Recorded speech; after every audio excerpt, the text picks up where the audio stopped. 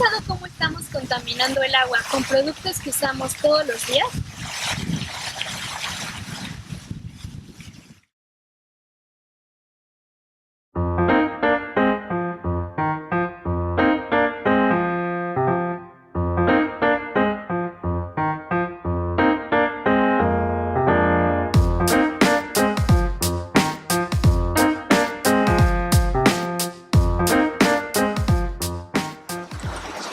¿Sabes qué le pasa a las medicinas después de que las consumimos? Pues gran parte de ellas salen en nuestra orina y en nuestras heces, lo cual significa que el agua residual proveniente de los excusados contiene gran parte de las moléculas que se encuentran en las medicinas que consumimos.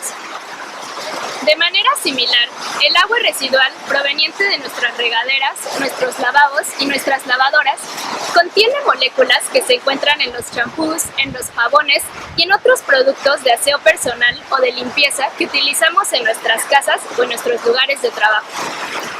Podríamos pensar que esto no es muy importante, ya que todas esas moléculas se van a ir con el agua residual y eso al final es un desperdicio que no vamos a volver a ver. Pero ese no sería el final de la historia. El agua residual se lleva idealmente a plantas de tratamiento de agua residual, pero existen países como en México en donde no toda el agua residual es tratada, lo cual significa que parte de estas moléculas entran directamente en el medio ambiente. Por otro lado, las plantas de tratamiento residual no fueron diseñadas para remover estas moléculas, lo cual significa que tanto en los casos donde el agua es tratada como en los casos donde no, estas moléculas entran en el medio ambiente. ¿Y esto por qué nos importa? Pues resulta que estas moléculas, aunque se encuentren a concentraciones muy bajas en el medio ambiente, pueden tener efectos en organismos acuáticos y terrestres. El ejemplo más famoso es el de poblaciones de peces que viven en cuerpos acuáticos con influencia de agua residual. Estas poblaciones de peces tienen peces masculinos con rasgos femeninos. Esto tiene un impacto negativo en la reproducción de estos animales. Este es solo uno de los ejemplos que se han detectado de cómo estas moléculas pueden tener efectos en organismos acuáticos así como terrestres. De manera más general, la Unión Europea publicó una lista en donde se encuentran muchas de estas moléculas y se estipula que los países miembros de la Unión Europea deben monitorear estas moléculas tanto en aguas residuales como en el medio ambiente y buscar formas para removerlas del agua.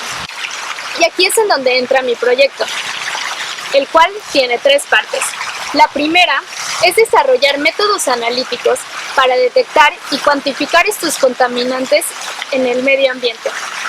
La segunda es estudiar cómo se comportan estos contaminantes en el medio ambiente, en especial en el medio agrícola, ya que en muchos casos se utiliza agua residual tratada o sin tratar para irrigar cultivos agrícolas.